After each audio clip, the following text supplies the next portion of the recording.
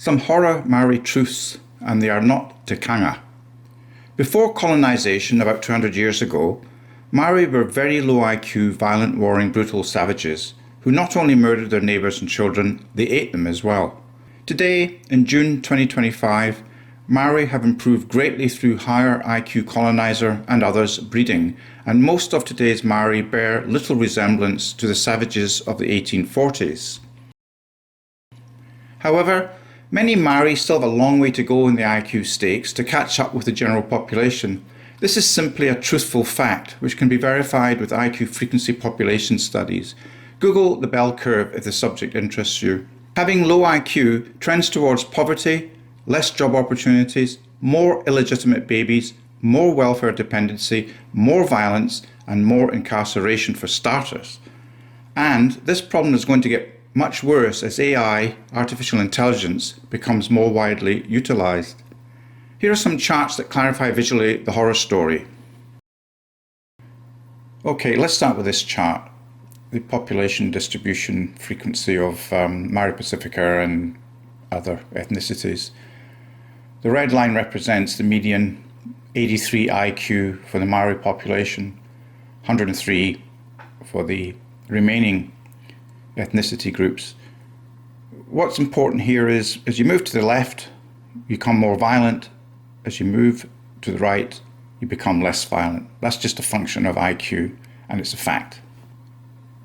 This chart paints a bit of a horror story by IQ group. Again, as you move to the left, down the bottom there you see 83 onwards, more violent, 103 upwards, less violent. But if you look at the IQ group 70 to 79 range, and some people are in that, it's 6 times more violent, that IQ group, than the IQ 120 to 129 group. And that highlights very significantly as IQ goes down, violence goes up, and vice versa, of course. Just take a look at that. It's a bit of a horror story. This chart summarises also at the low IQ end, opportunities and situations just get worse. You know, women having illegitimate children, living in poverty, chronic welfare recipients, high school dropouts. And of course, as IQ goes down, violence goes up. So it's low IQ that leads to these horrific statistics. It's low IQ that also leads to violence. More benefit money, or a wealth tax, or a warm dry house, or free dental, or free GP visits will not fix these problems. Political parties like Labour, Greens and Te Pāti Māori all suggest the problems encountered by the violent low IQ Māori will all go away. Just tax the rich more and distribute the money to the poor end of town, so they can all have a warm dry house and more money. This is total utter garbage. IQ is biological and inherited genetically, and it cannot be changed. There are many other extremely poor people, including Māori, who do not batter and kill their children. Why?